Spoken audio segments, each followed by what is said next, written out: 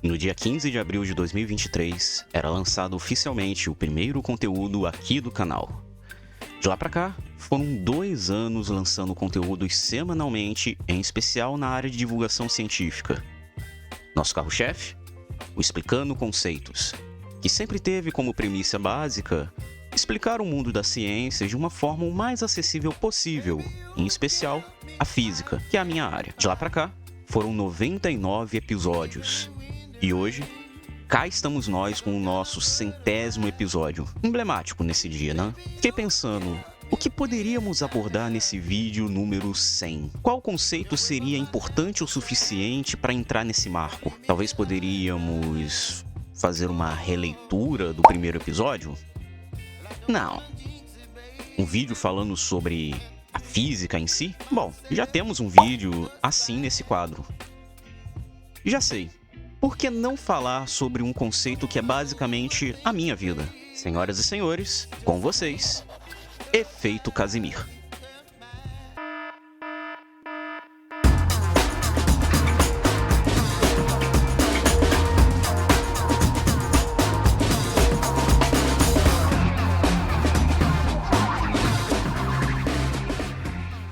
Para quem não me conhece, deixa eu me apresentar. Meu nome é Telhado Sensei, sou professor de física, mestre em física e atualmente doutorando nessa área.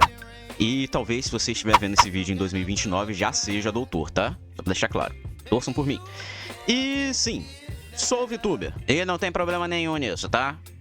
Acho que já deu pra entender que o mundo da ciência é a minha vida, né? Além de ser professor, sou pesquisador. E minha área de estudo é a chamada flutuação quântica do vácuo. E um dos efeitos mais incríveis vistos nessa área de estudos é o chamado efeito Casimir. Bom, vamos começar.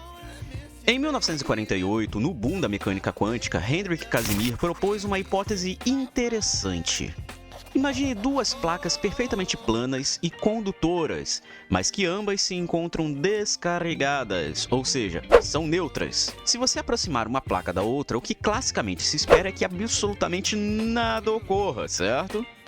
Mas existe, na verdade, um efeito presente, um efeito de origem quântica.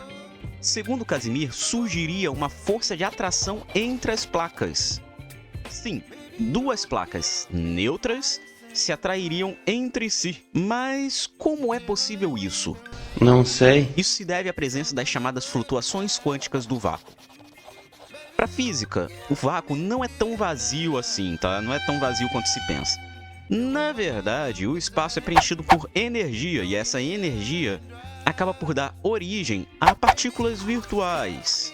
Essas partículas não existem efetivamente, são apenas construções matemáticas, criadas justamente para justificar efeitos reais. Para ser mais preciso, partículas e antipartículas virtuais são geradas igualmente e a todo momento.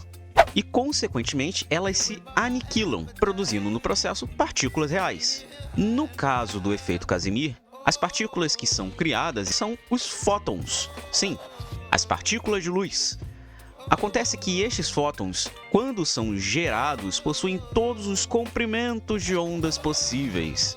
Ou seja, são vários fótons, infinitos fótons, cada um com seu comprimento de onda. E, portanto, a densidade de energia do chamado vácuo quântico é absurdamente alta. Mas o que acontece se você restringir o espaço com o qual os comprimentos de onda podem ser formados? Pois é, não vai ter todos os comprimentos possíveis e, portanto, a densidade de energia vai ser bem menor. E é isso que acontece no caso das placas. Nós temos 2 zonas aqui. A primeira é essa zona externa, com todo o vácuo quântico e a sua imensa densidade de energia. E a segunda zona é essa que seria entre as placas, com um comprimento de onda muito bem definido, muito restrito e a densidade de energia extremamente pequena. Essa diferença de densidade de energia entre o exterior e o interior vão fazer com que exista uma espécie de zona de baixa pressão entre as placas.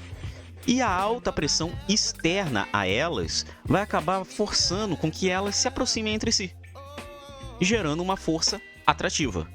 É basicamente o que acontece no experimento dos hemisférios de Magdeburgo, que eu já expliquei aqui no canal quando falei sobre o vídeo do vácuo, tá bom? Ou seja, uma atrai a outra, mesmo sem a presença de cargas elétricas. Mas aí você pode me perguntar, mas sensei, se eu colocar uma placa de ferro perto de outra placa de ferro, elas não vão se atrair. De fato, acontece que esse efeito tem algumas condições para serem observados. Os dois principais são o tamanho dos objetos e a distância entre eles. Também tem um terceiro fator aqui que talvez seja até o mais importante, que é o alinhamento, tá? Quanto menores forem os objetos analisados, mais proeminente é essa força. E quanto menor for essa distância que separa eles entre si, maior a força de atração. E o detalhe, eu falei sobre alinhamento. De fato, eles têm que estar perfeitamente alinhados. Não pode ter uma diferençazinha mínima ali, porque senão isso vai pro beleléu. Enfim, inclusive, acredite se quiser, tudo isso que eu falei é dado por essa pequena e mísera fórmula aqui. Note que nela temos a constante de Planck dividido por 2π, o famoso H cortado, e a velocidade da luz no vácuo, além do famoso π, né? Além disso, somente encontramos a área de ação da força entre os objetos e a distância entre elas.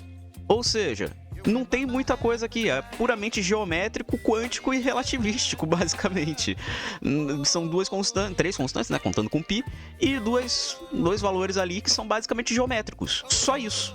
Não tem nenhum outro valor aqui. Segundo a teoria, a distância mínima entre os objetos para que a força de Casimir seja relevante seria da ordem de nanômetros.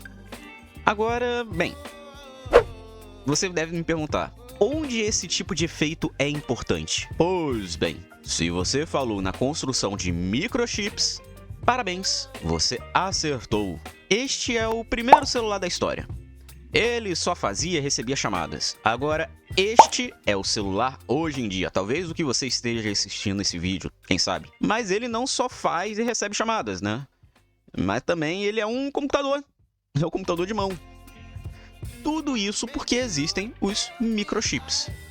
Mas posicionar cada parte de um microchip na sua devida posição pode ser um trabalho complexo, se não houvessem estudos de forças presentes nas flutuações quânticas do vácuo.